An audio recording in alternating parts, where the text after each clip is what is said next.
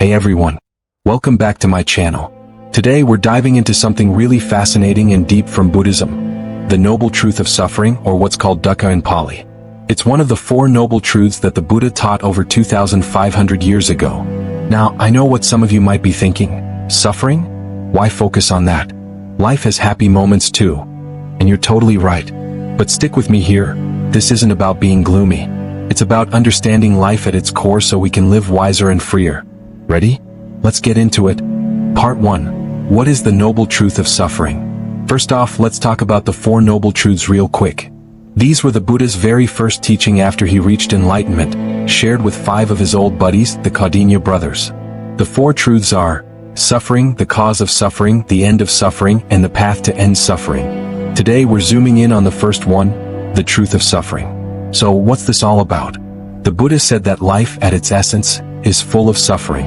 Sounds heavy, right? But he wasn't trying to depress us. He was pointing out a truth we often ignore. Suffering is everywhere, from birth to death and everything in between. The cool thing is he didn't just stop there. He gave us a roadmap to get out of it. So, understanding suffering is like the first step to unlocking a better way to live. Part 2. Why did the Buddha say life is suffering? Now you might be wondering, hold up, life's not all suffering. I had a great coffee this morning and it made me happy. Fair point. But here's the deal. The Buddha saw things from a big picture perspective, an absolute view, not the relative one we usually have. Let me break it down with an example. Say you've got 20 bucks in your pocket. You're thrilled because it's enough for lunch. But if you had $1 million, you'd dream of a mansion. Once you get the mansion, you'd want a private jet. Then you see someone richer and feel like you're missing out. Meanwhile, someone with less than you thinks you're living the dream. See, happiness and suffering depend on where you're standing. But the Buddha looked beyond that. He saw that all these joys are temporary, fragile, and tied to this cycle of life we're stuck in. Here's a little story to picture it. Imagine an ant hauling a grain of rice back to its nest. For the ant, it's a huge win. But for us, that grain's nothing. Now flip it, we work our whole lives for a house or a car, but to heavenly beings up there, it's just dust. So our joys and pains are relative, but the Buddha saw the universal truth. Life at its root is suffering because it's impermanent. Part 3. The 8 types of suffering. The Buddha got specific and listed 8 types of suffering we all face.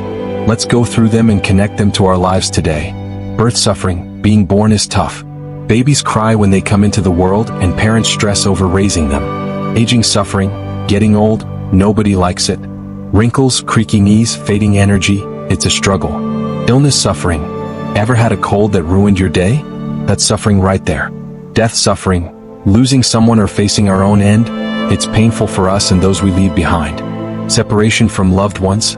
Think of a breakup or losing a loved one. That heartache. Pure suffering. Association with the unpleasant. Stuck with a noisy neighbor or a toxic coworker. You hate it but you can't escape. Not getting what you want. You dream of winning the lottery but it doesn't happen. Or you crush on someone who doesn't feel the same. Ouch. The suffering of the 5 aggregates. This one's deeper. It's about how our body and mind, our physical form, feelings, perceptions, thoughts, and consciousness are a constant source of trouble. Our body gets hungry, our mind gets stressed. It's a package deal of suffering. What's wild is that suffering doesn't just stay with one person. It spreads. If you're sick, your family worries.